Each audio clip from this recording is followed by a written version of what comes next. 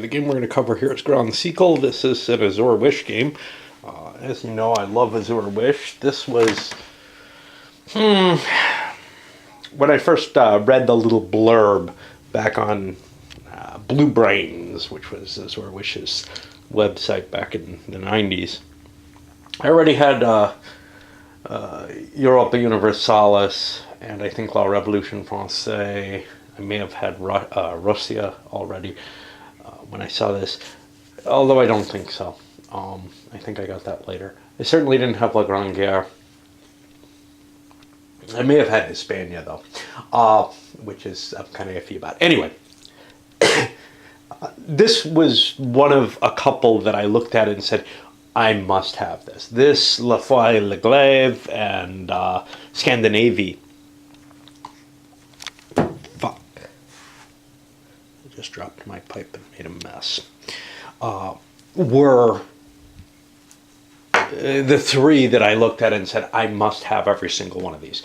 I got lucky, able to pick up the other two English copies. This one never came out in English as far as I know. Maybe the only game that they made that never did. I'm hoping I'm not burning my floor. It's tobacco all over there. Anyway, the danger of smoking when you're clumsy. So this has been a long time grail for me. 20 years, essentially, I had been waiting for it. Not quite, maybe 17, 15, something around there. And I managed to pick it up a year or two ago. Very, very happy, but again, it was French rules. Now, Olivier C., over on Board Game Geek and probably in other locations, provided a translation of the rules. And it's a pretty good translation. It also is a translation of the appendices, which are in here. It does not cover a translation, though, of the scenarios, which is a real pity because they're all in French. So it's kind of hard to work through them if you don't know French.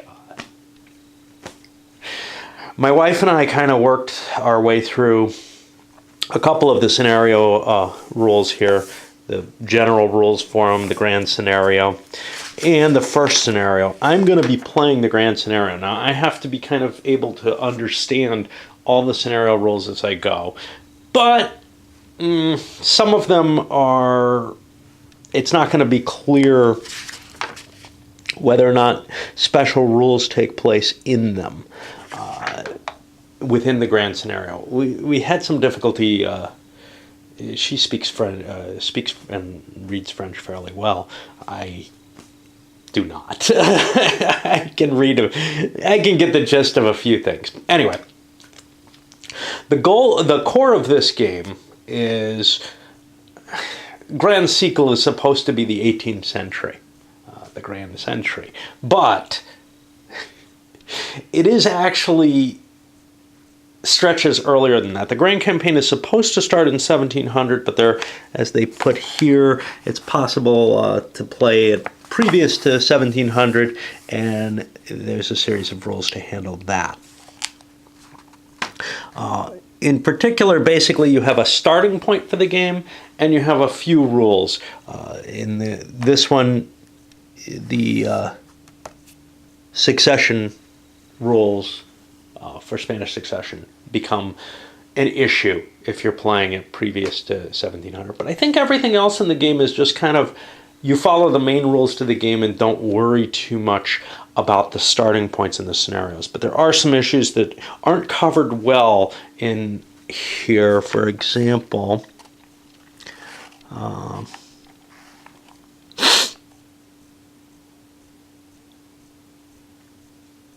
at some point or another, the Russian army is prior to its reforms, and I don't think there are any rules for transitioning to the reforms. So all their units are going to be feudal units, whatever that means. There's a few issues with the game. First of all, the map itself is very, very hard to read. You have to be able to read the names on all these provinces. It's easier with the camera than with my eyes. course, if I zoom in with my eyes and get within a few inches of the board like I can with the camera, I can kind of read them, but they're in the script format, and it's difficult. That format is matched then on the counters. On the back of each counter, you see what the provinces are. Now, Highlands, Clyde, I can find that pretty easily, but once we get to East Europe, I start having more and more trouble finding some of the provinces, and that's exacerbated by the script issue, the particular map issue.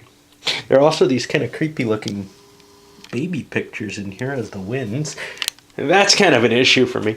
Another thing is, there's no control markers in the game. I ripped my control markers out of EU for this because you have situations where territories will change control, and that I see as kind of a minus. In fact, if you start in the scenario that I did, you don't start with the normal control areas. In most of the scenarios, something is going to have changed hands already. The game has this grand campaign and then a series of little campaigns to cover a single war. Unlike EU, though, you have a lot of space for Europe here. You have one map kind of blown up covering less real estate total. You don't have the Mediterranean fully here and North Africa, and you don't go as far into Russia. And so that allows you a lot more space to set up. I haven't fully set up yet. I also don't fully know the rules. I've read the rules twice already. I was thinking about taking another crack at just reading them through. I have sort of this vague idea of them, and I'm going to go through them with you, maybe in multiple sessions or pulses, just because kind of trying something new here. You know, I try to learn sometimes newer, smaller games with you, but usually end up trying to, you know, get a pretty good idea of the bigger stuff. This time I'm going to try to learn a bigger game with you because I just don't have the will to sort of play a few turns or whatever, and there's no real starter scenario. The military side of things I remember being pretty small. The big thing in this game, like in EU, is the jump from, you know, just a small little battle type scenario. Now, there aren't really small battle scenarios here, but it's the economic side of the game and all that. So the military is going to come pretty easily. And I don't know that it would be any easier to learn the game doing a small scenario. I'd be playing the whole game, just a shorter version. Now, it may be necessary that I have to backtrack and say, hey, you know, I've screwed this so badly. Another issue with the game, counters. Yeah, there are a lot of them. But there's issues where it's not clear who owns what counter to me. So there's something that's noted over in these, the translation. There's a few counter errata pieces here. England's artillery and wagons look the same as the Polish ones. And we'll take a look here. Here's a Polish one. Here's an English one. I can't tell the difference. But actually, they're not the only ones that have this issue. Here's a Dutch and Turkish artillery. And if we flip them over, they kind of look pretty close there too. I'm flipping it over and using it for the Dutch. I don't know if that's what I'm supposed to do. There's also, so the artillery, most of the units in the game have this tiny little, not the major powers, but most of the minor powers have this tiny little indicator, and it's pretty clear there who it is. But when you start coming to things like this, well, even zooming in, I have trouble reading what those letters are, and with my eyesight, it's almost impossible. Worse, those don't necessarily correspond easily to anything you can find in the rule books or in the player aids. Yes, the player aids are not translated either. This is a pity. I think most of the stuff in here is in the rules, but I've always found with the AWE games, being able to read and understand the player aids helps a lot towards kind of getting an idea of what the game works as. Now, I can mostly understand the country charts here, and this I understand will look into the rules, so it'll end up being helpful once I get used to it. And then the movement and combat one, again, I can largely understand it from it. And if I have the rules open at that page, I can get a better idea. So eventually it will serve as a good reminder, but at this moment it's not. Okay. I have not yet fully set up. What I've done is I've spent a day basically puzzling through the translation issues and also looking and trying to set up the pieces. Not set up on the board, but set up, you know, throw the pieces that I plan on using on the board.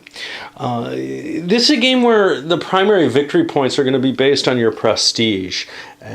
Kind of like, well, Europa Universalis uses that, but it's more like Empires in Arms in terms of the importance of the prestige. But there are going to be other things in a scenario. So, for example, in this first scenario, and I don't know whether to rescore, to add scores on each era. I kind of like that idea from EU. That's not specified in this game. I get the feeling you're supposed to just play the grand campaign and score it based on that, but that would negate the national interests at the time of this. So, for example, here in the victory conditions, France gets 15 points for control of one of the regions of Artois, Flanders, or Franche-Comté, 5 more if they have 2 of them, or plus 10 more if they have all 3. So, you know, they have certain national interests as well as a certain setup at the beginning of the game where there are casus belli essentially at the beginning. Let me see if I can find those. Yeah, I haven't even... Yeah, so France has a free casus belli on the first turn against Spain.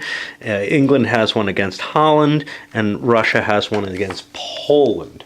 Now, this is a game that holds 10 powers. I haven't been able to fully figure out how powers work in this game.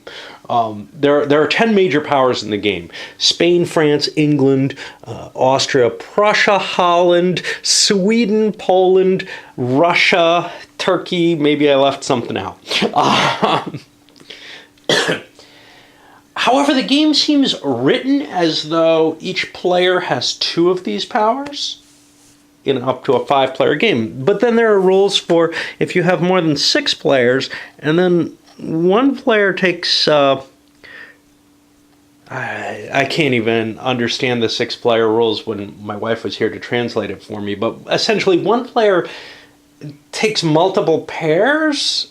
What? I didn't understand that at all. I also don't understand how the pairs are to be assigned. That doesn't seem to be... It seems to just be an agreement on how you assign them. There are rules for a 2-player game in this, which are covered in each scenario. So, for example, in this one player would take all the first powers here, the English, the French, the Austrians, and the Russians, and the other would take the other remaining powers. But as far as I can understand from the gist of the rules, those are meant to be played as separate little wars that all have to be resolved. You're not allowed to ally your 2 powers that you control, although you are allowed to go to war with yourself if you so desire. Okay.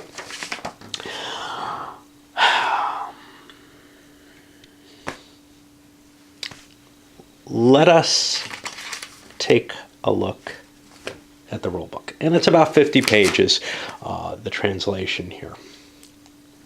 So you have your basic sequence of play. Now, this game has an interesting concept in it, and I'm not sure I'm going to go through all the rules directly, but I'm going to try to remind myself of basic things and tell you what I'm thinking here. One is that the majority of time during any given big period like this, players are the world is mostly at peace. there's usually some small conflicts. The way this game is going to handle that, and something that I actually remember thinking of before I ever saw this game, back when I was thinking of playing, trying to make a campaign scenario for, let's see if we can find it, Imperium Romanum. There I was looking at, maybe using Republic of Rome to begin with, and then trying to figure something out. Was basically okay, well, we're going to run to the next scenario, but in a lot of cases, the same faction would hold control, and we'd get some kind of, point basis for it. It just started getting too complicated, this jumping ahead type situation. But anyway, the way this works is kind of a neat idea, which is you basically, once general peace breaks out, you take a peace turn and you end up rolling a die, 20-sided die, to see how many years the general peace lasts, that turn lasts. So in between these major periods of war, you're going to have large periods where you can't go to war. That's not entirely true. As soon as a war ends, I think you can start another one if that's what your desire is, but the countries are usually in trouble after a war. And this game focuses a lot on the economic side of war. In a lot of ways, it's covering similar territory to EU. It's got, these off-map boxes for all the colonies. It's got the prestige idea from Empires in Arms. It's got named leaders, which is what I haven't fished out and put on the board, that last for certain specific dates. I'm not sure if you can see that. I can't. That's over here on the top corner, what their dates are. But they're not fixed to those dates. They come in on that date, and if they live longer than their end date, they begin to have a higher chance of dying than they would normally. However, it does have some significant differences. So instead of armies that you fill up with strength points, in this you just have regimental units that you stack together and operate as armies. And these guys are not where they belong. They're just set up on the board in their home country in such a way as to help me finish my setup. Okay, so the basic rules go over the war side of rules first. And in war turns, you're going to be worrying about 2 seasons per year, a spring and a fall season. And in peace turns, you just kind of do the peace turn. You handle some economic type activity largely, along with some movement and diplomacy and all that kind of stuff.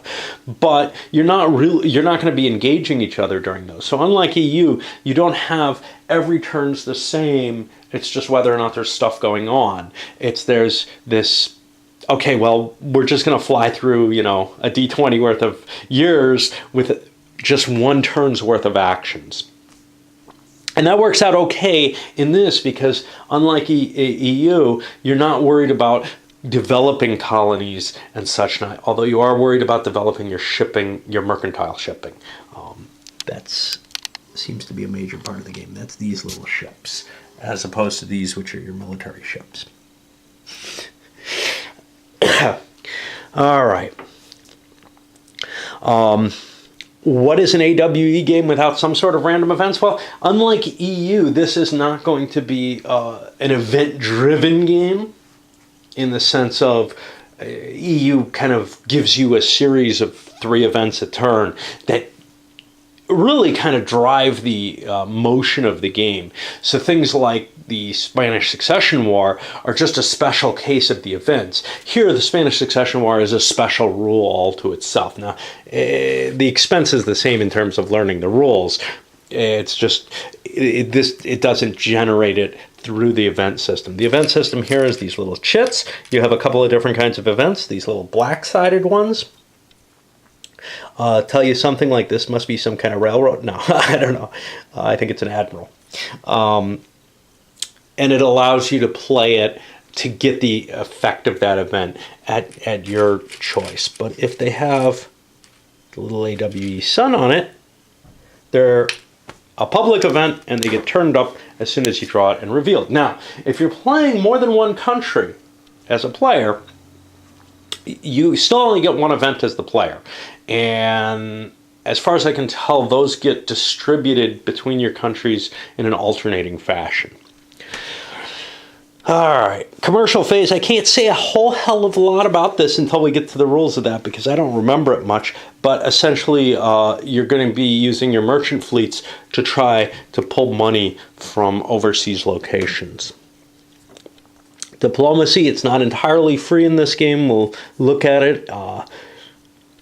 And you're allowed to perform diplomacy on the minor powers.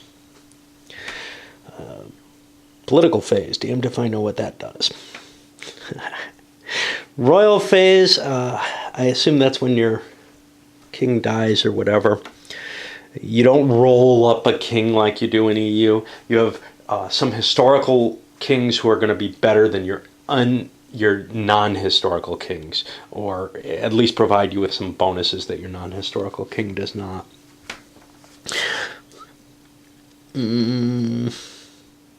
And then you have your military stuff.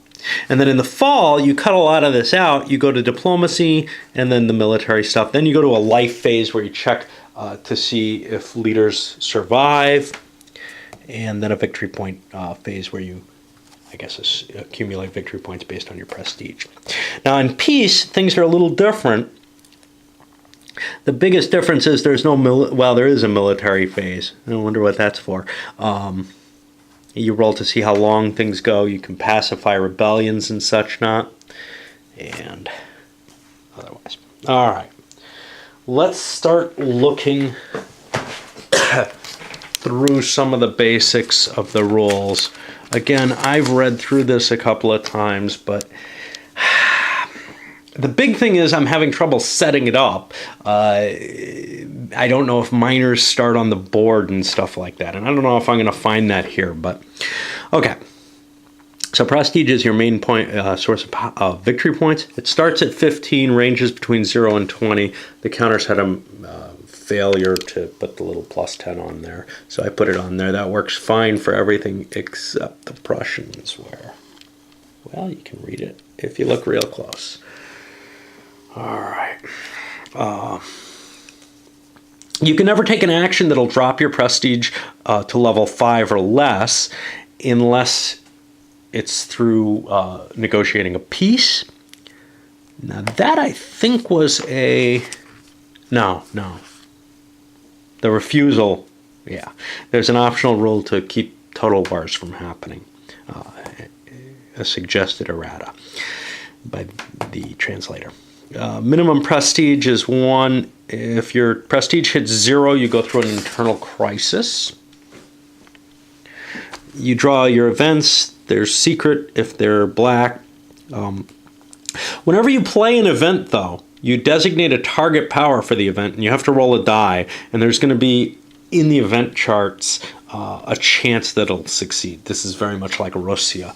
I wonder if anybody from the same design group was there. You're allowed to exchange event markers in diplomacy phase. That's kind of cool. And when an event is played, it's discarded. There's going to be a remix event that allows you to... it takes all event markers, so you can't hoard them, even ones from your hand. Public events happen immediately. Some public events only happen during peace or war turns. If they're drawn in the wrong turn, they're treated as no effect. Okay. Let's plug in because we're going to need to. You know what? This is going to break into multiple videos. I know it. So I'm going to go reload my pipe and sweep up this mess. I'll be back. Okay, the concept of commerce. Commerce is an important part of the game. Each country has a potential trading company, but 5 of them exist at the beginning of the game. Holland, France, England, Spain, and Sweden. And the countries which have them start the game with some of these trading fleets. Now, your trading fleet has a certain establishment value. I don't know what they call it. Essentially a level. But they have a specific word for it. which indicates how many fleets you can have in that company. You still have to buy the fleets if you're short on them. And I believe the fleets start at their current level, so you have to obtain more levels to get more fleets. All right, so for the commerce round, each player first has a choice to change its commercial policy. This can affect your prestige and cause other problems if you do so. Then you're allowed to move your trading fleet, starting with the smallest, it's establishment, that's the name that they use for it. So starting with the smallest smallest company in terms of total number of ships.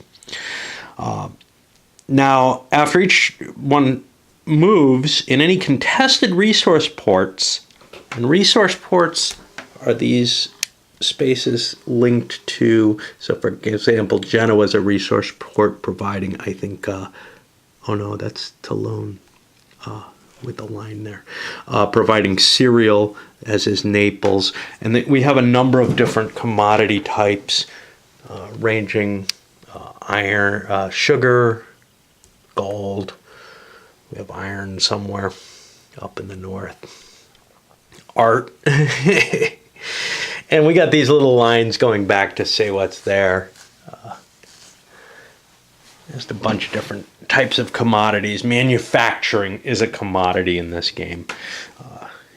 Just these are things that have a certain value. Now, each company may move its trading fleet. Then in contested resource ports, you roll a die to see who gets the profits. Companies collect profits. Powers are going to collect taxes off the companies based on their policy, free trade, tax, or exclusive. Companies are then allowed to replace their trading fleets or build new ones. That's the difference between establishment and having to add to your establishment. Companies then simultaneously decide on their dividend policy, which affects your prestige. And if a confidence crisis occurs, you make confidence checks for the companies. What does all that mean? I don't know. Companies' goal is to make profits. The company money can be used to build or replace trading fleets or to distribute dividends. So you're going to have your national treasury, but you also have a trading fleet treasury, which is specifically, there's separate items. I don't know if there's space for that on here. Let's take a look at one of these. I don't know. The Royal Revenue. I don't know what all of this stuff is. You have the structure of the Marine. I don't see. Oh, treasury of the company is down here. Okay. So yeah, you're going to be keeping that as well as your national treasury. There's 12 different types of resources. Each resource has a profit value, which depends on the nationality of the trading company. See page 8. I wonder.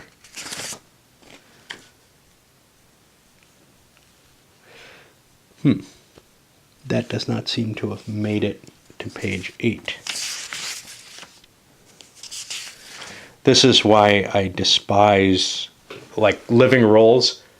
Me trying to cope with this, I can cope with a bound rule book, but this thing, I can't look through this. I can't find another page because I'll start doing this or I'll lose it by flipping it, whatever. I'm going to make a mess. So the only way I can read this is start to finish every time I look.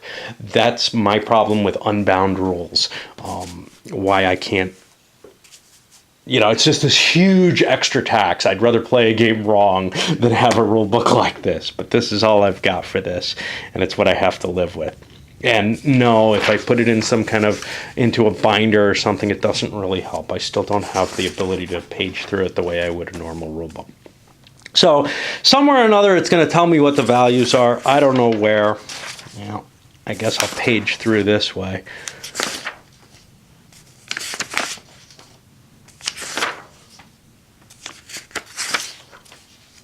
See, I've got these. You're going to learn how I learn games.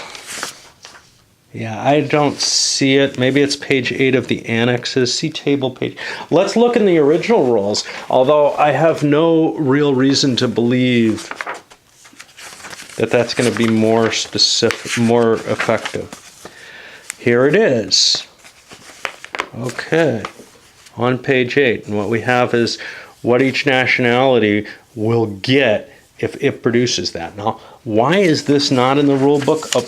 Presumably it's in the charts and tables as well under the commercial section. And that's going to make life harder if I'm expected to have to read French to understand. That's not it. I don't think. No, that's not it. I wonder where the hell it is. I know I saw it somewhere previously. This is going to be a nightmare, folks. I got this. That's not going to have it. Yeah, I got no idea where it is. I figured it would be there. Why is it not in these rules?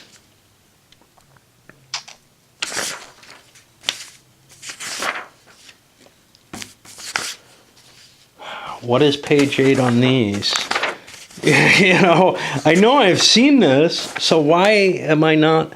This is in Casus Belli Commercial 4.9. Why do I not see it? And I'm going to have to pause the video. Okay, so it should be in here somewhere. I'm going to have to pause the video and restack. Let's move on. All right, so you get different values based on what country you are. So certain countries have certain greater desires for certain resources. What you don't have in this is the kind of market economy that EU provides, which is kind of a pity. I think something interesting could be done with that kind of market, with a little bit more player input into the buying and selling of goods. But this is no Euro. This is primarily a war game. So the economic side is going to be like an EU, somewhat less than maybe it could be.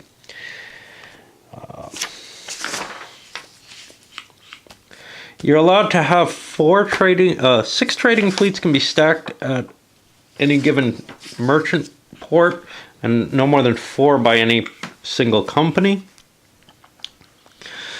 The trading fleets, I think, can move for free. Yeah, they can move for any length of time. However, you have a limit to how many fleets you can move per turn. So France, England, and Holland get 3 fleet movement. France and Spain 2. Everyone else only can move 1 fleet per turn. So I'm going to have to set those up. That's going to be kind of a desire of where do I want to focus. Now, only one company gets a profit from any given resource port. Essentially, you roll a die based on the number of ships that are present at that port. So if there's 6 ships present at the port, each ship can have its own die roll number. And that ship only produces the profit. They've won out in the commercial bid. Very simple system, but it could cause some real unstable behavior to the markets if people can't come to some kind of agreement as to how the markets should work for them. Okay. Each state also has a commercial policy for its territories. Remember, there's 2 sides to this. There's the commercial fleets, which are in the ports, and then there's the actual ownership of the port. So people who don't own a port could conceivably be servicing that port, trying to get the profit from it. Now, the state policy is what decides this. The default policy is free trade, which has no effect.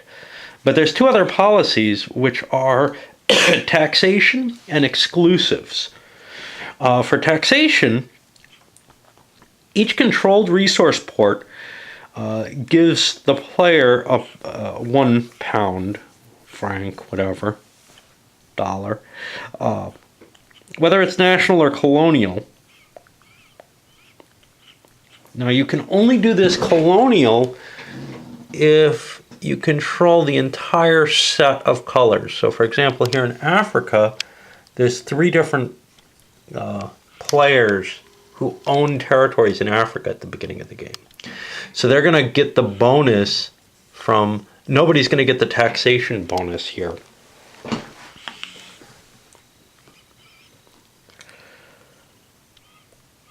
As long as there's multiple players controlling that particular port set, it counts as free trade no matter what.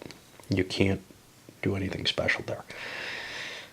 The profit for the port will be reduced by 1 for the benefiting company, and the player can keep those taxes for his national treasury, or he can grant them, or a segment of those taxes, to his national company.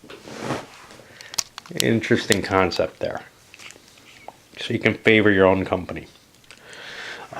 Now the final option is exceptions. No, I'm sorry. Is exclusive. If Spain applies taxation for one of the Spanish colonial gold resource ports, the Spanish state collects the gold profit if a Spanish trading fleet wins the profit roll. The second Spanish colonial gold port is treated normally. So we have these, and they're both held by Spain at the beginning, I guess. I think that's Spain. This must be the Dutch. They look very similar color-wise to me.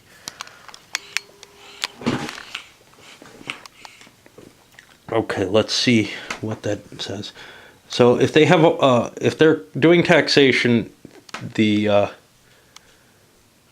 not able. If they win the trade result, they collect the entire profit rather than their company getting it, which is kind of weird. Okay, exclusive is the same as taxation, except that the power's trading fleets win all profit rolls in colonial or national resource ports, i.e. there's no reason to go to their ports. Now some players start with an exclusive or a taxation policy, but most start with free trade. And that's covered in the scenarios here. In particular,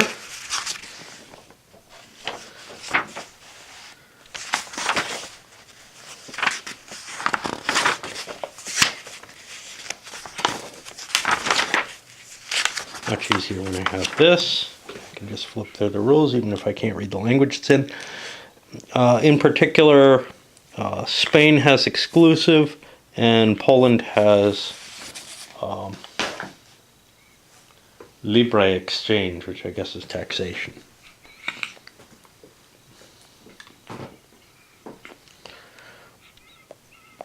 Okay.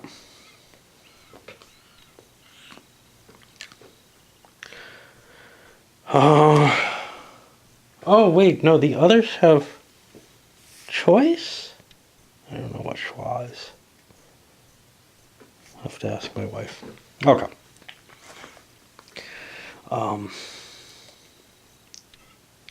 So yeah, normally all players choose their commercial policy except Poland, which is free trade. Okay. And Spain in this case is exclusive. So yeah, so that's going to be free choice of policy. Okay. Cool. That's specified. If you make your commercial policy worse than it started the game, and probably everybody's going to choose exclusive at the beginning of the game unless there's some reason not to built into the rules. I seem to vaguely remember there is, but I could just be thinking when you change it, there's a problem. If you make it worse, any power with an affected trading fleet, your fleet in that space, has a free casus belli against it, and it must be used on the turn it's received or it's lost. War prevents commerce between enemy powers and their trading fleets. A trading fleet may occupy an enemy national or colonial resource port, but it can never roll for the profit rolls. It doesn't occupy, it doesn't take one of the pips. Whenever a resource port is captured by enemy troops, there are 3 consequences. Free trade automatically applies. The profit value decreases by 1 for all countries, and any belligerent power can collect profits because of smuggling. The company treasury. Each company has its own treasury. It's going to be equal to, at the beginning of the game, the number of trading fleets the company has. So I'm going to have to make some sheets to match the player aids here.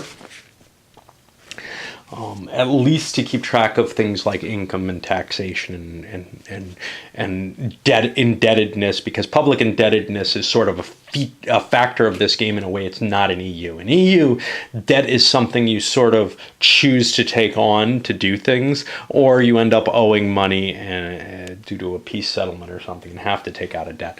But in this, it just sort of happens to you in the course of war, which I think is more realistic.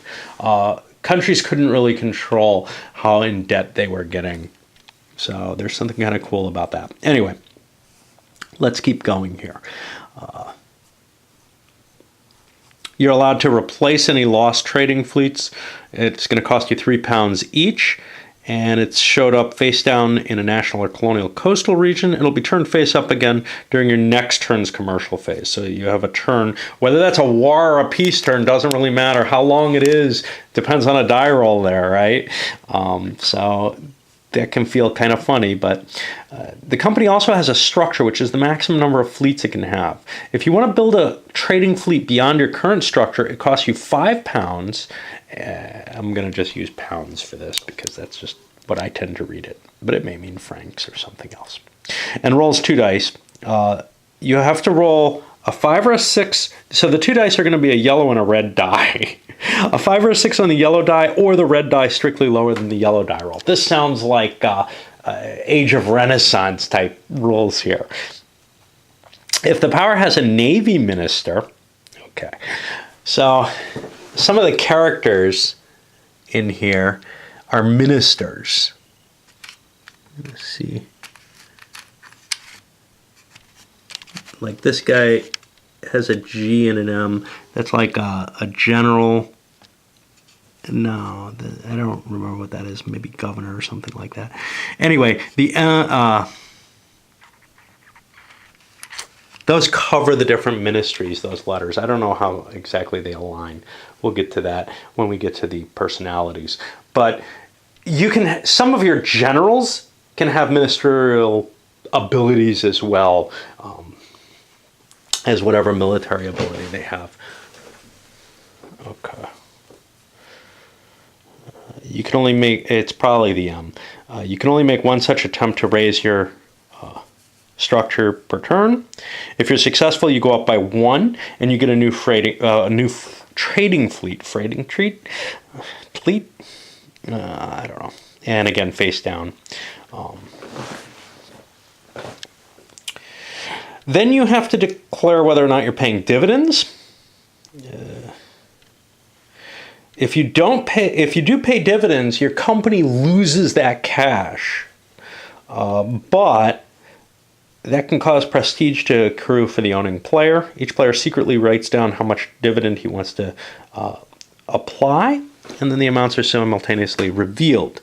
Now, the person who paid the most, and twice as many as, if the company paid twice as many pounds as its structure, it creates a prestige point.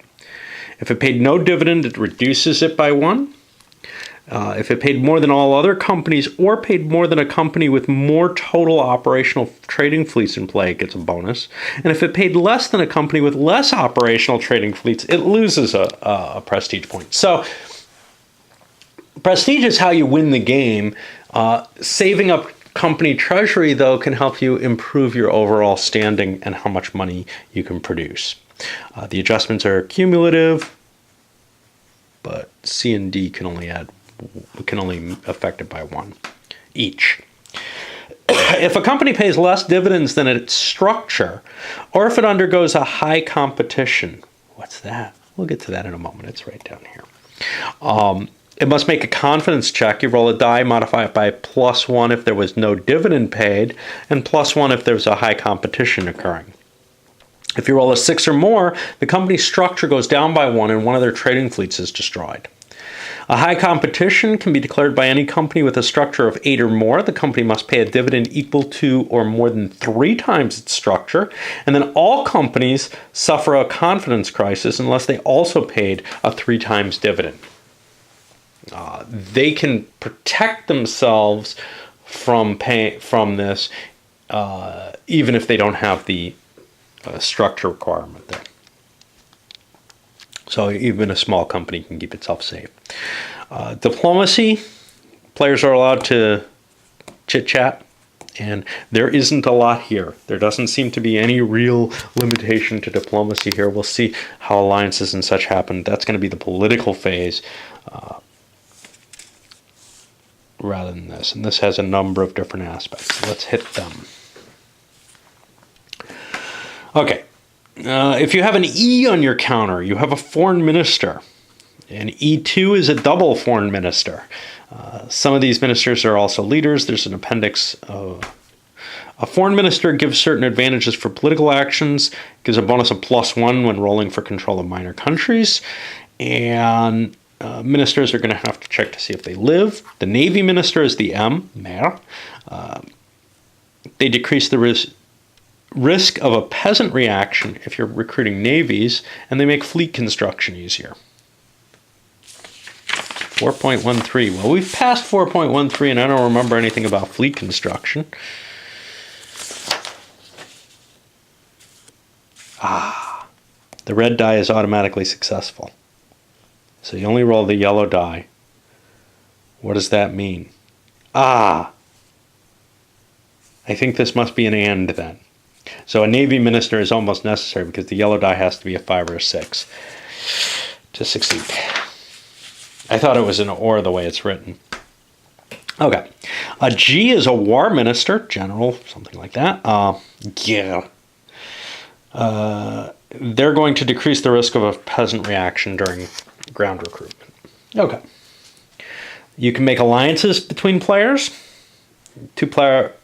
Powers can announce. A player can only belong to one alliance. If he controls 2 powers, they can never be in the same alliance. I'm going to be playing at 10 players because I think that's just cooler than anything else.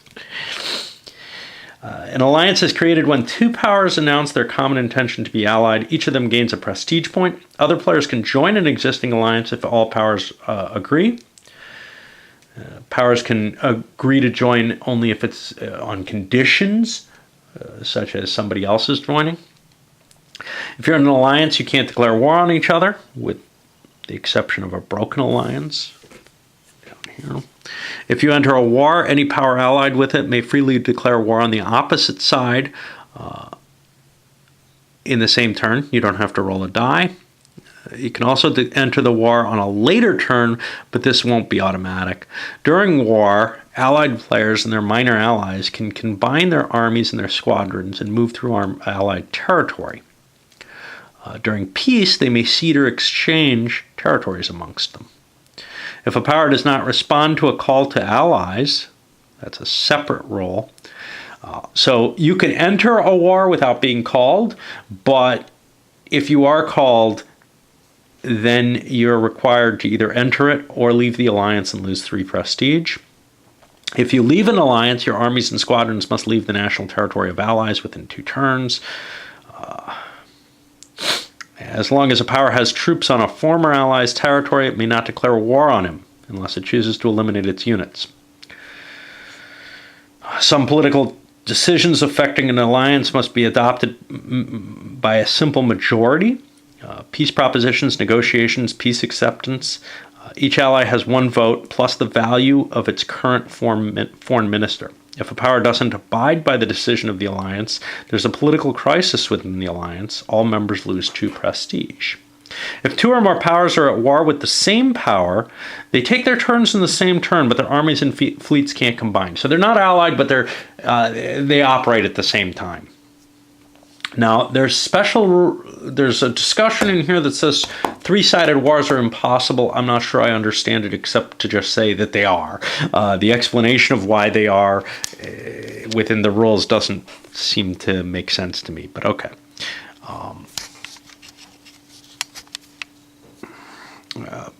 You get a free casus belli against an ally. If you use a free casus belli against an ally or against a minor country controlled by an ally, that breaks your alliance. That costs you 1 extra prestige, and then you can declare war on them. Minor countries: Ansbach, Baden, Bayern, Denmark, Hanover, blah, blah. Long list. Well, not that long, actually. And there are a lot more lettered units than there are minor countries. So some of those are things like principalities, which are sort of controlled by players, and I'm not quite sure I understand them. So something like Ireland has piles of troops in different colors. They have 2 different colors, and I haven't been able to figure this out. So we got Irish troops here, and then we've got Irish troops that are British colored. I'm not quite sure who gets to use those green ones, if ever. We'll see if we get to that somewhere in the rolls.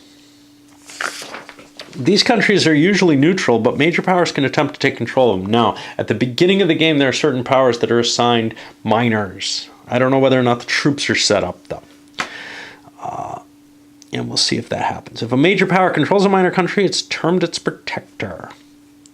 Each country is going to have a political modifier on this. That's principalities. This I saw somewhere, too.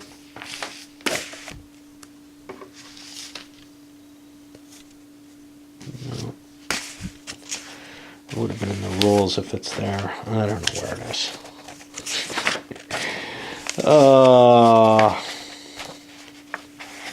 Yeah, that's not it. This has minors. Lots of words that are not in my language. But I can get some of them here. I don't remember what I was looking up, though. That's not the right book. Let's see, we're somewhere in 8. Yeah, I knew I saw it. So here's a table with all the bonuses for the different minors. Again, didn't make it into my roll set, which is pretty important, and I don't think it exists anywhere else. Okay. So what's going to happen is each player is allowed to put a bid on a single neutral minor country or enemy-controlled minor, even if he controls multiple powers. Each player secretly writes down the power attempting to control a minor, the name of the target minor, and the amount bid. And you can also bid money on your own minors to prevent other people from taking them. A power can protect any number of minor countries. You can't bid to control a minor country which you've annexed a hereditary province. Hereditary provinces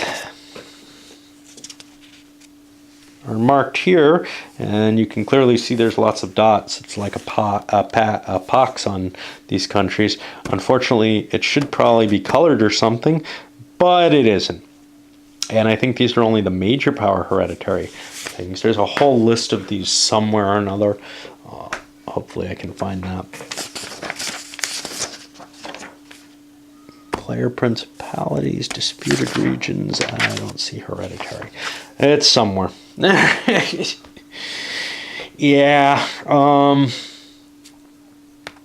And if I had a rule book, I could just slip something in here and turn it and see. Maybe I can find it in this French rule book.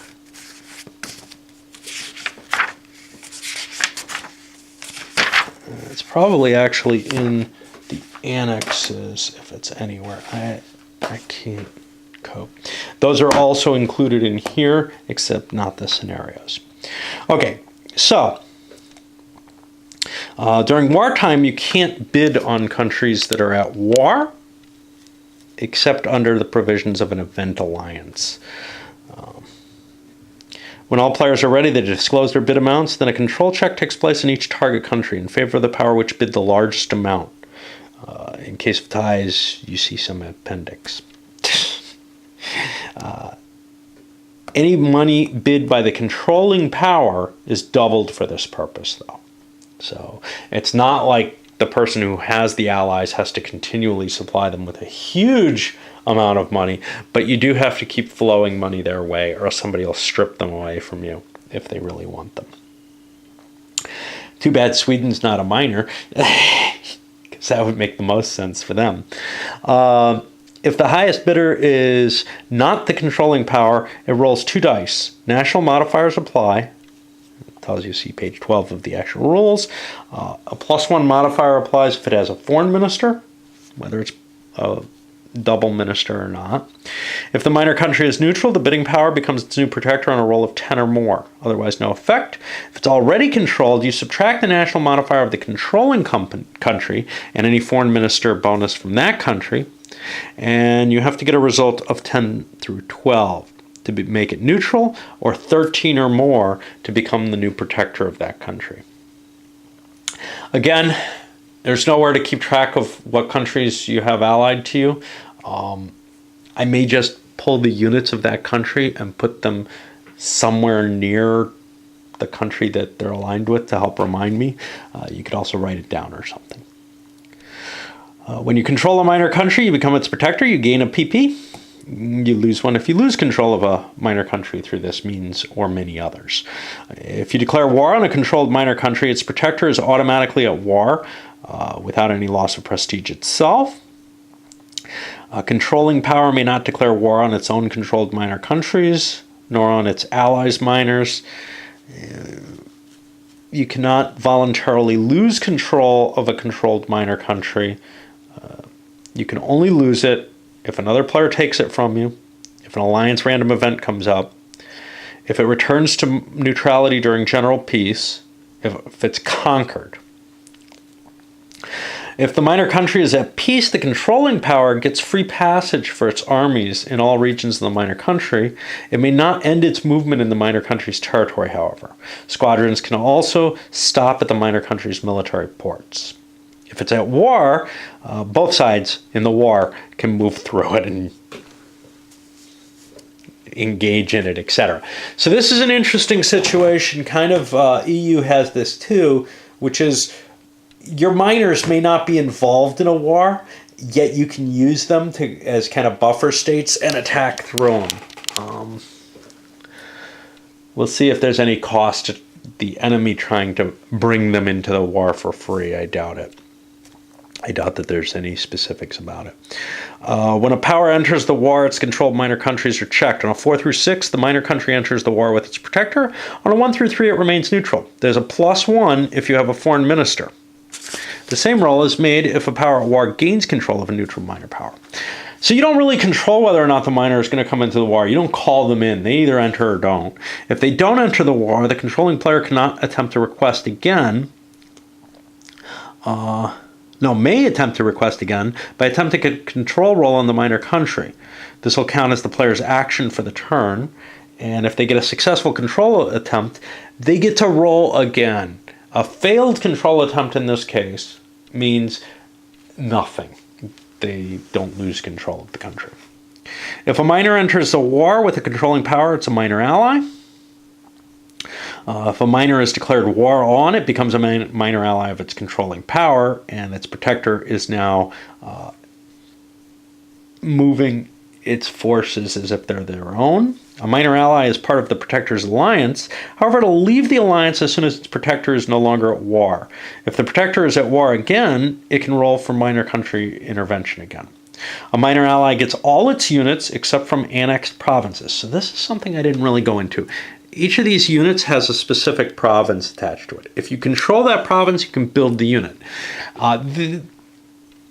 Kind of like feudal levies in Empires in Arms, although there are feudal levies in this that are separate from regular units, and we'll speak to them in a while.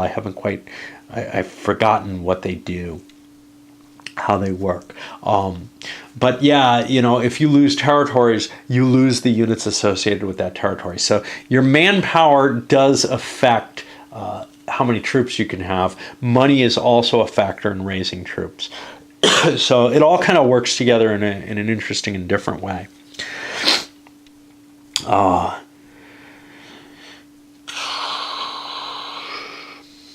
The minor will also get its artillery if it has any. That'll be listed in the appendices. And any war fleets, there's only a few that have war fleets. There are no leaders or depots. Not quite true. There is one minor which has a leader, which has leaders, which is the United States. We'll have to see the rules on that, but they're not coming into the game in a long time. All right. It does not get income or pay maintenance. It can recruit 1 unit per royal phase free of charge. There's no peasant reaction check. The protector can lend depots and leaders to minor allies. Specifically, it can build new depots in their territory. Depots, I assume, again, work similar to empires in arms, but we'll see how they actually operate. If the minor ally is no longer at war, depots affected to it are eliminated. The leaders are out of the game for 1 turn. The protector can pay supply for minor allies. A minor ally may not recruit mercenaries or build new fleets. It can only replace them. How does it replace them? I guess it can recruit 1 unit per royal phase. When all regions of a minor ally have been taken or under enemy control, the enemy power can choose to be its new protector. If he chooses to do so, he gets a political point. The former protector loses 1. All military units are eliminated. All regiments and artillery are eliminated. Fleets change sides, and the minor country becomes a minor ally for the new protector. But it's going to have to rebuild its army. Very much like Empires in Arms or War and Peace or a number of other games here. When you conquer a minor, it can become your minor. Hence, the new protector may not annex any of the minor in the ensuing peace. If the occupying power declines to be the country's new protector, nothing happens. The minor country continues to fight on. It's now in a total war situation where it could be absorbed by the enemy. Every general peace turn, during the neutrality phase, you roll a die for each minor country under control of a major power. On a 6, the minor country goes neutral. This does not cost you any prestige, though. During general peace turns, a player may declare war on minor countries, which starts a new war period. It may only do so with a casus belli against the minor, and only if it is the first power to declare war. All other European powers receive free casus belli against the aggressor. You roll a die for each power declaring war on the aggressor. The high roller becomes the protector of the minor country. This is against neutral minors in particular.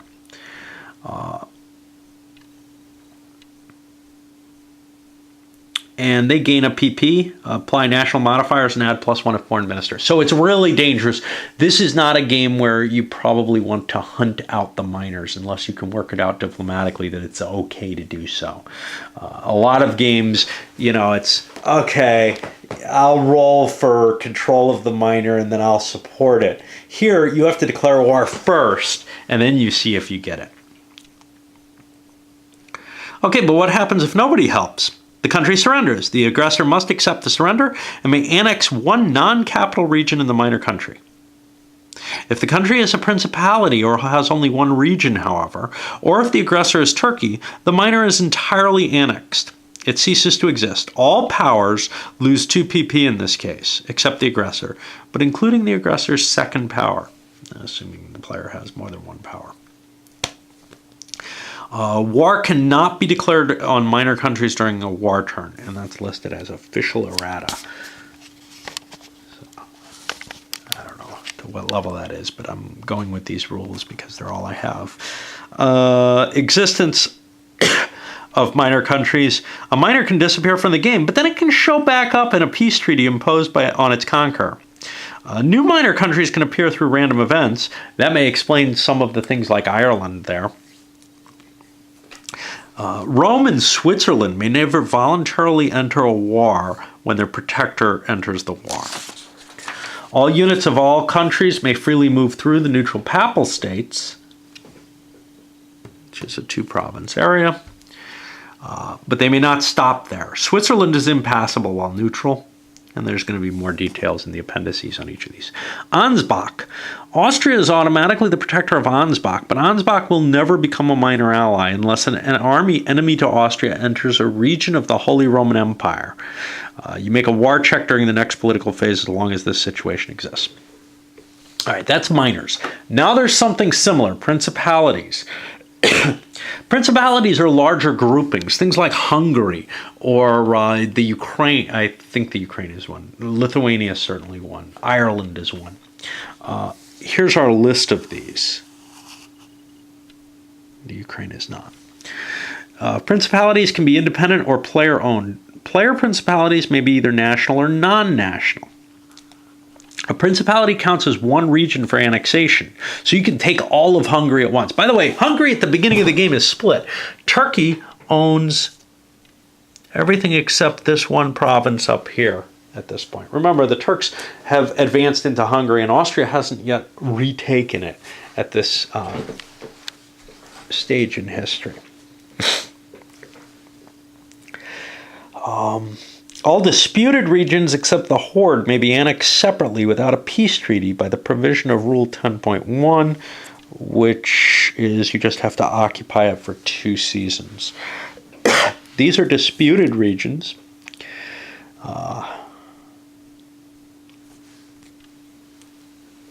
Whatever that means.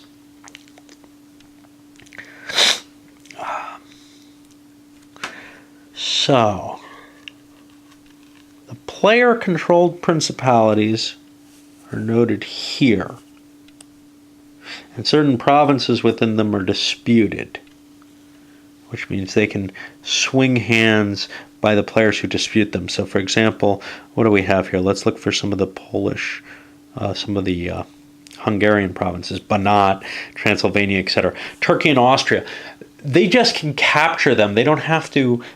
They don't take the whole principality at once. They capture them province by province in that case. Okay. But peace terms could declare Hungary as a whole is converted over, I guess. Ilzori ceases, that's St. Petersburg up here, which is currently under Swedish control. Ceases to be a Baltic region when Russia builds St. Petersburg and keeps it for 10 years. Independent, which is important because the Baltic region as a whole is not linked to any single nationality. Same with Naples here. But I'm guessing that it's disputed. Yeah, there. Sweden, Russia, and Poland all have a claim to that. There are also independent principalities listed here. Yeah, Ireland is. Okay. Okay. A region cannot be annexed by a power unless it's officially claimed by that power. There's a list of claims somewhere. And it has to be connected to that power unless it's an island. However, disputed regions can be annexed without a peace treaty. Regions which are automatically claimed need not be connected to the annexing power. And colonial dots can be annexed even if they are not claimed via peace treaty.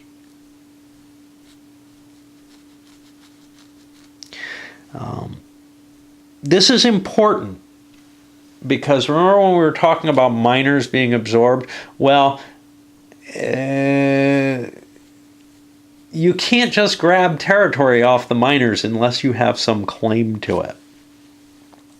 We'll see how claims work in a little bit. Principalities must be entirely annexed unless they're disputed, in which case, unless they contain disputed territories, in which case they can be taken in little pieces. All going to be difficult to remember, a lot of lookups in here to figure out what's going on during a political period. During a war, a disputing power can annex any disputed region. It has to occupy it for 2 consecutive seasons. With the exception of the Horde, which must be annexed together.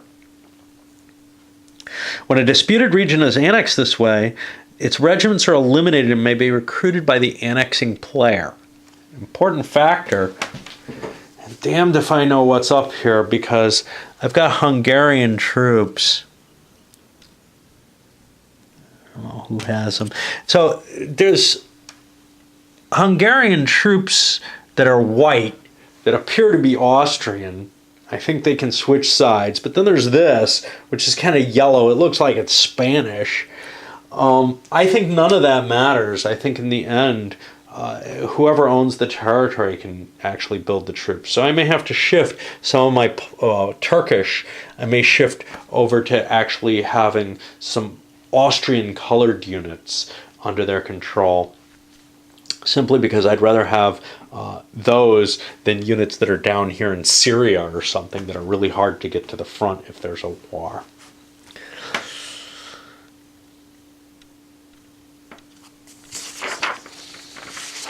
And Hungary is,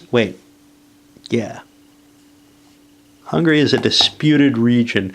Principalities are something different, but these are disputed, so any of the countries that hold the dispute for it can do it. A disputed region can also be annexed through a peace treaty. In this case, regions part of a principality cannot be separated. You'd have to cede the entire set of the principality that you hold. At the start of the game, each power claims a number of regions. And that'll be in the appendices and such not. You can publicly claim a new region at the costs of 2 of your prestige, 3 if it's a hereditary region of another player, as long as you have a common border of that territory. You must have a war fleet to claim an island, however. So when I said you can't just take over territories from the miners without placing a claim down. Actually, this reminds me of the EU computer game more than anything else. And I really like this, the way this kind of feels. Again, I've read through these before and I've forgotten them twice now. Let's see if it sticks a little better as I start to play.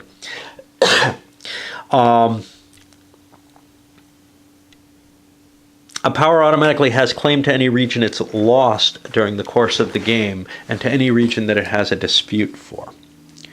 Regions containing a country's capital may not be claimed, however. There are 4 exceptions. Amsterdam can be claimed by the French in the early scenario. Vienna can be claimed by Turkey in the early scenario. St. Petersburg can be claimed by Sweden and Poland as long as Iljori is Baltic, and Warsaw can be claimed after 1779. If a capital city is annexed, the capital is transferred to another city. Colonial dots are not claimed. They can be annexed through a peace treaty by any power that controls it. Minor countries never make any claims to a region. It can only annex its lost regions back if its protector obtains them through a peace treaty. With the exception that Savoy is allowed to attack Sicily and Sardinia as long as it owns Piedmont, which gives it its access to the sea. Savoy itself is up here. Of course, Piedmont gives them access. Of course, you could there. Guess they own that.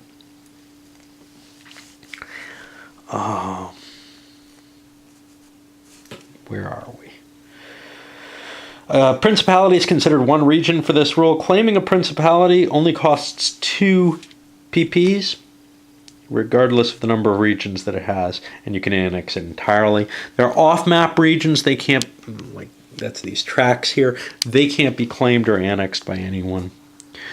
Some regions are automatic claims for some powers and need not be connected for annexation. Any region in the Holy Roman Empire is automatically claimed by both Austria and Prussia. Any region in Venice, Savoy, Lombardy, Tuscany, and Naples, Puglia, sounds like the whole of Naples, to tell you the truth, Calabria, Sicilia, Sardinia, yeah. This is Naples. Is automatically claimed by Austria, France, Spain, and Turkey. So basically all of Italy is, but not Rome. I think Turkey has a claim to Rome, though, in this scenario.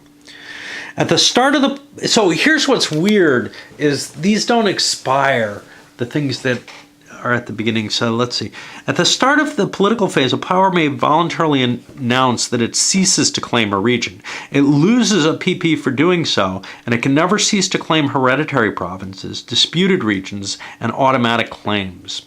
Oh, Rome is automatically claimed by Turkey. Yeah, that's for the whole game. Major powers can give money to one another. There's no limits. However, you can't grant between two powers that you control. If a power grants money to another power, the receiving power may not grant money to the granting power's second power, so you can't filter, you can't kind of cheat and get around the rules. A power can only cede one province per year.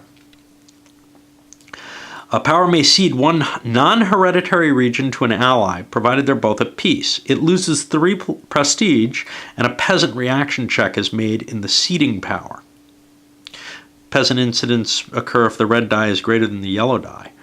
The beneficiary gains 1 prestige. A principality may be ceded as a single region, but a power may never cede a national principality. If Flanders is ceded to France, Holland, or England, the other 2 have a permanent free casus belli against the receiving power.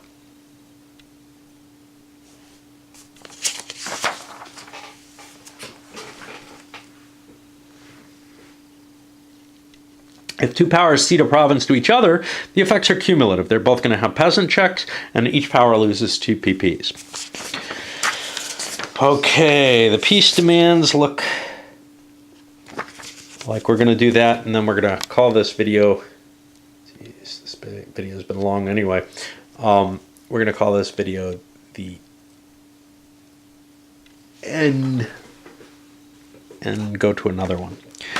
So an alliance or power that's at war with another may make a peace proposal. There are 5 types of peace proposals: white peace, status quo, compromise, victorious peace, and surrender. And these are not clear the way they are.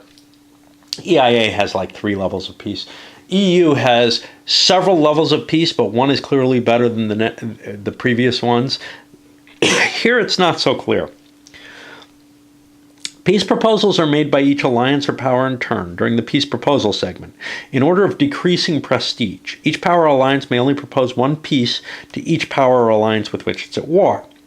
If 2 powers or alliances are at war with each other and wish to make a peace proposal to each other, only one is valid in the order of priority: victorious peace, surrender, compromise, status quo, white peace. Ties are going to be given in favor of the power with a higher military situation. Well, if you're surrendering, if both sides are surrendering, what's going on? If 2 powers or alliances wish to make a peace proposal to the same power or alliance, only one is valid. The order of priority is same as above. Okay, you have to deal with the military situation. This is like an EU idea here. It's going to be the number of regions that each player controls of the other person. Ignoring colonial dots, capitals count as 2. Regions in a minor country only count as half, and principalities only count as 1, even if only partially controlled, though they do. Alliances are always considered as 1 power for all peace proposal purposes. Decisions are approved by a majority of the alliance currently at war. A separate peace, however, can happen due to random events or death of a sovereign. Any temporary prestige loss to the alliance. There's for prestige here. This is the real prestige. But then this temporary prestige losses keeps track of points that you've lost during a military situation that you might regain. Let's get back to that. This applies to all the members. Prestige gains and losses due to the peace condition are computed separately per power. If a peace proposal is accepted or refused by an alliance, all powers that are part of that alliance must abide by the decision or leave the alliance. If some members leave the alliance, every alliance member, including the leaving ones, loses 2 PP. They may immediately form a new alliance between themselves with no prestige gain, i.e. the alliance has been broken, but they're still at war. They can keep it alive. Okay, the first type of peace is a white peace.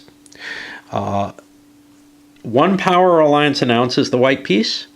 If the other power refuses, they both lose a temporary PP. By a temporary PP, your PP goes down and your temporary PP losses goes up. That indicates that you might get them back. If it's accepted, a peace is signed, and everybody's got to leave the territory that they occupy. Obviously, if you've captured disputed territory, hey, that's in your hands. You're not giving that back. That's not subject to, that's not part of the peace negotiations. Those territories just change hands. Kind of like in a dip game, everything changes hands, right?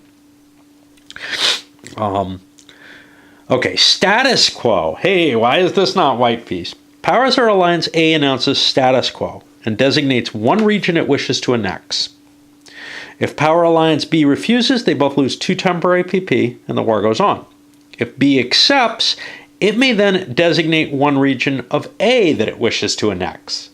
These have to be regions they've conquered. If A refuses, there's no prestige loss for either side and the war goes on. The designated regions must be occupied and claimed. Furthermore, principalities and hereditary territories may not be so designated. If it's accepted, peace is signed, the designated regions are annexed and change hands, and all military units leave. No PP lost for accepting this peace.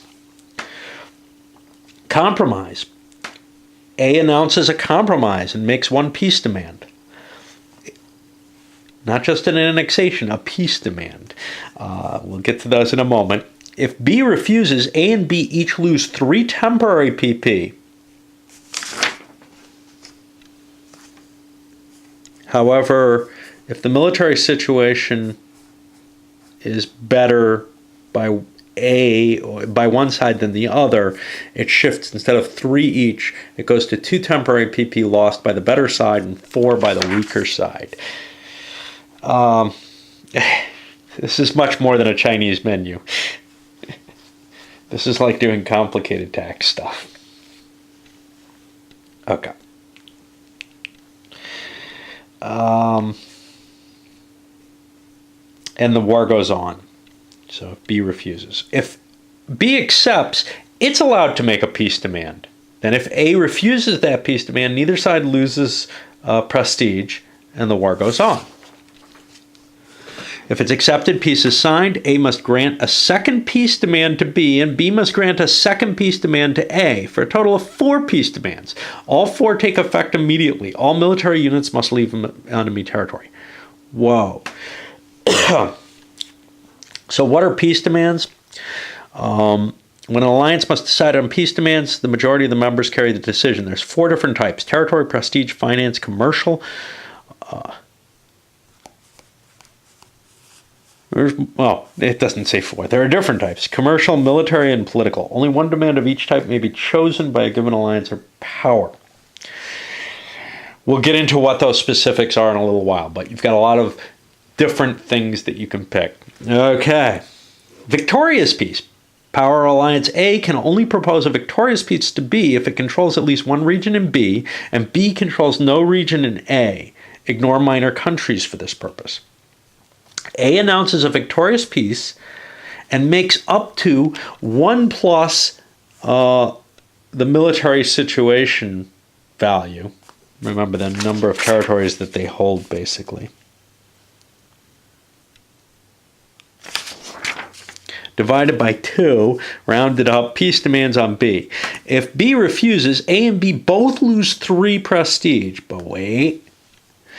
If A makes less peace demands than it has available, then the prestige loss is only -2 and B's becomes -4. If B is an alliance, only those powers in B which A occupies at least a region on suffer the -4. Otherwise, they suffer -3. A lot to this peace process. Is very complicated, but one has hopes that maybe it captures more of the essence of things than most of these games do. I always like imposed pieces anyway. Okay.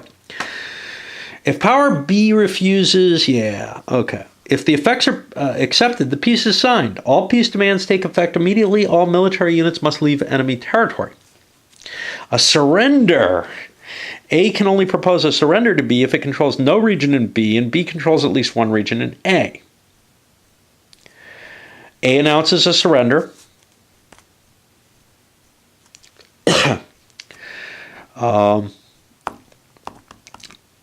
B is allowed to demand 1 plus MS divided by 2 peace demands on B. That should be on A there. If A refuses, A and B each lose 3 PPs, and again, this goes to, if they make less peace demands, it goes to -2, -4, etc.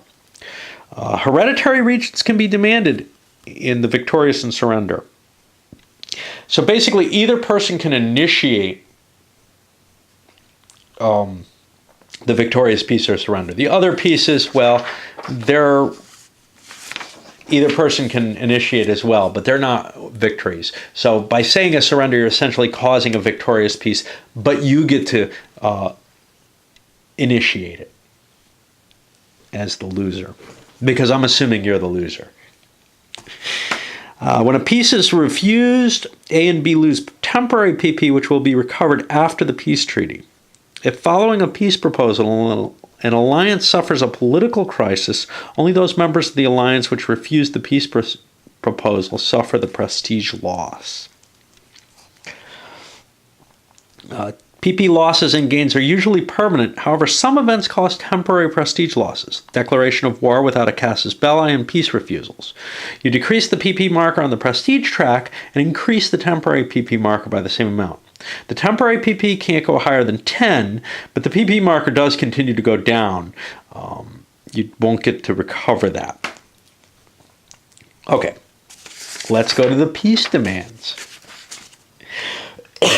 And I mean, there's just so much weird new stuff to this game that I feel like this kind of in-depth dive is justifiable.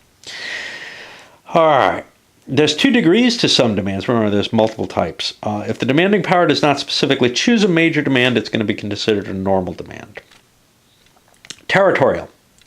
D may demand the military situation divided by 2, rounded up, regions of E. The demander and the embezzled.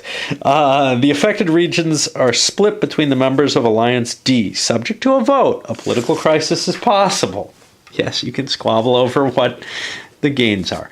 All annexed regions must conform to the annexations rule and be designated before the peace is signed. D gains 1 PP plus 1 PP per region worth a ½ pound of tax, or 1, plus 2 PP per region worth 2 pounds of tax. And the taxation value is printed on the map. Kind of hard to see. We got some halves here.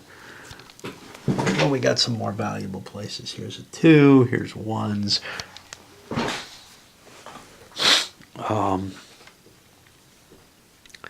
In case of a status quo, the prestige loss or gain is limited to the tax value of the region.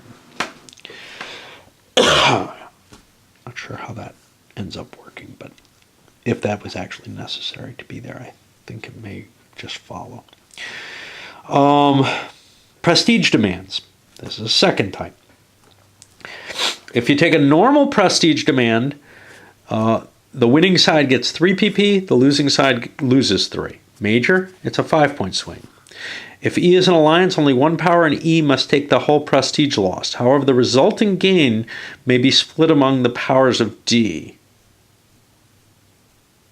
In compromise, only one side can make the prestige demand, so you can't both say, yeah, let's compromise over prestige. Financial demand, and this again, in compromise, only one side can make this demand. The normal is 1 PP for the D, for the winner, minus 1 for the E, and D gets 1 year's worth of E's revenue on post-war regions. Major is 1 PP for D, minus 2 PP for E, and D gets 2 years' worth of revenue.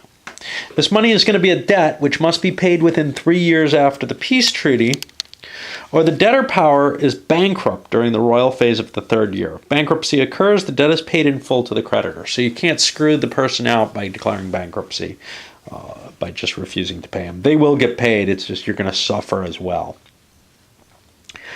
And in compromise, only one side can make the demand. Commercial condition.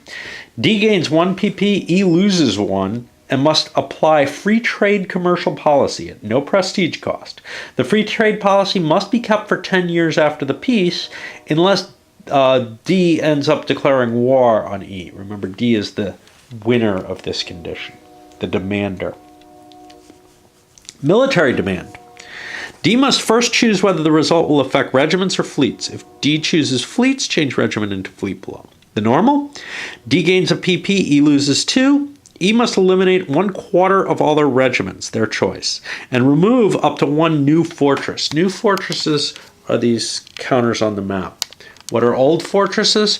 Yeah, they're printed with this marker. There are very few of them on the map. Those cannot be destroyed or reduced. I mean, they can be besieged, but we haven't gotten to the military side of the game. This is still the peace side, right? Yeah, except it's not. Okay.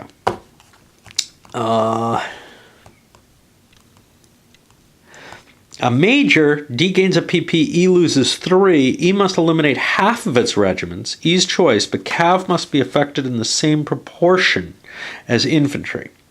Remove up to all new fortresses, D's choice, and remove all his mercenary units. So, I've had a tendency to keep mercenary units on the board. Mercenaries have this little M in the corner up here. Feudal have a little F there. See if we can find one of them. Here's a feudal. And yes, that's really hard on the eyes.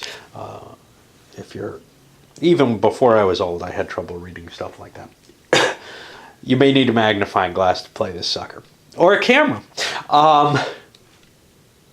So I know what mercenaries, I know one of the good things about mercenaries is they start the war anywhere in your territory, more or less. You get to set them up where you like. Regular units and feudal units have to kind of winter in their home territory. And if you remember, each non-mercenary unit has home territories listed on it. So that's where they're going to start the game, and they're not allowed to move around out of those easily. With some exceptions, they can be put on colonial garrisons, I believe. Mercenaries are more expensive to build, too, which is another reason to have them, because if you're going to get your army to full size, you're going to have to buy your mercenaries. So you'll aim to have your mercenaries on the board early in the game, I think, to begin the game. Okay.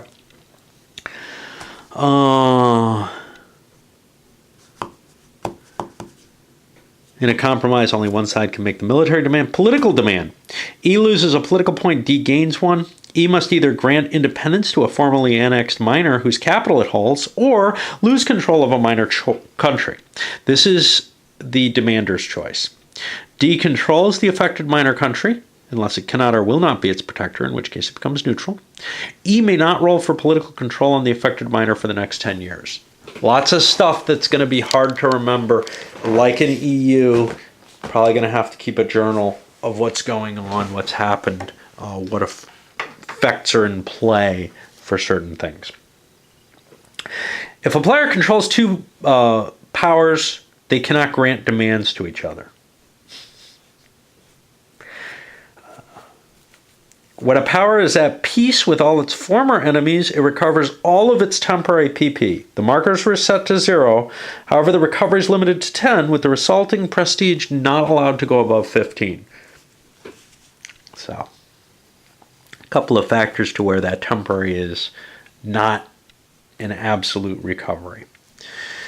Prestige adjustment due to peace treaties occur after the temporary prestige recovery. After the peace is signed, armies get repatriated to national regions. If the power is still at war, the destination is in an order of priority free of enemy units adjacent to a neutral country or coastal or frontier region of enemy player choice. When all regions and fortresses in a power are enemy occupied, it must surrender and grant 5 peace conditions, enemy choice, to an enemy alliance or power. It must accept everything. All right. This is a good place to stop for tonight. It may take me several days to get through these rules, just because it is quite an effort. Next thing we're going to is the operation of the state, taxation, building troops, stuff like that. The economic side of war, essentially. All right, let's send this one up as part A, I guess.